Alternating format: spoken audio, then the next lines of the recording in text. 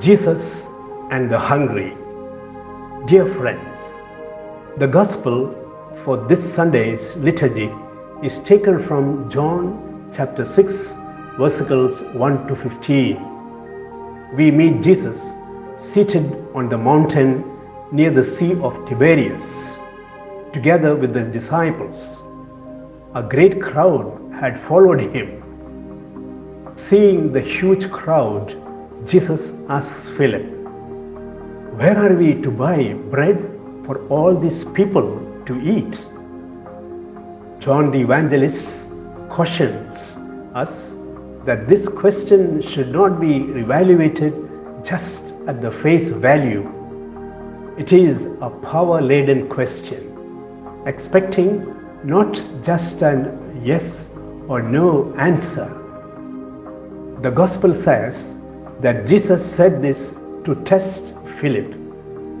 He himself knew what he was going to do, but Philip fell for the yes and no module and replied, 6 months' wages would not buy enough bread for each of them to get a little.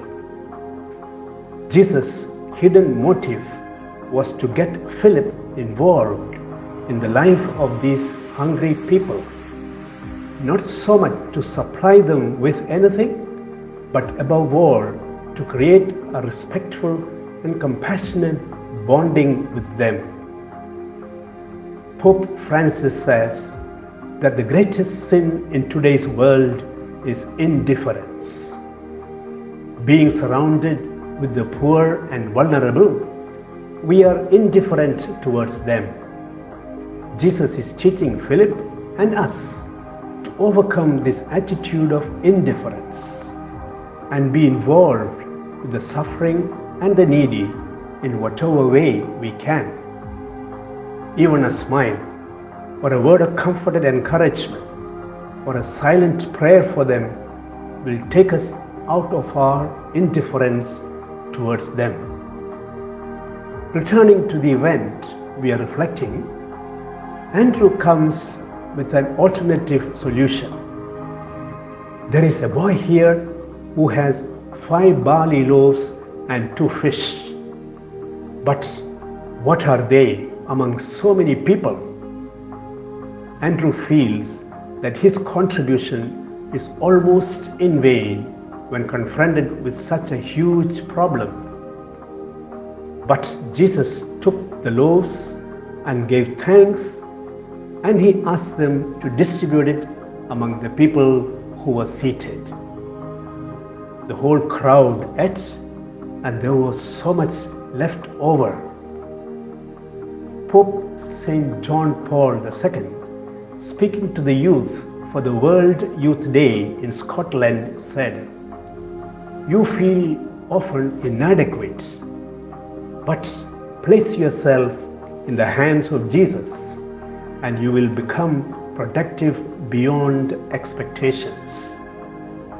Our little talents, our lukewarm faith, even our weaknesses and sufferings, when placed in the hands of Jesus, become productive beyond human imaginings.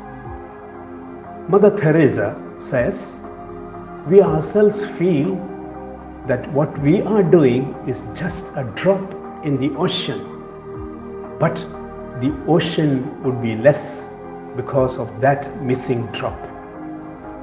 Let us contribute our little drops of love to make this huge ocean of compassionate love for the suffering and the poor.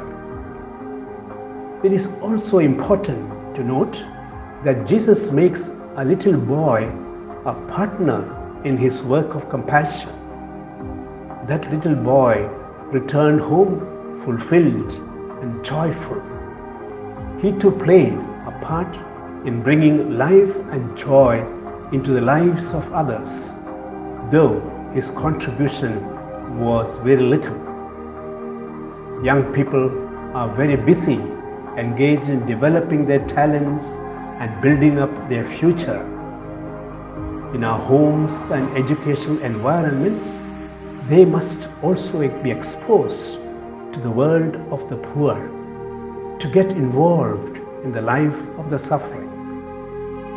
Mahatma Gandhi has said that perfect compassion, untouched by condescension, washed clean of pride, even the pride of doing good, is the highest religious quality.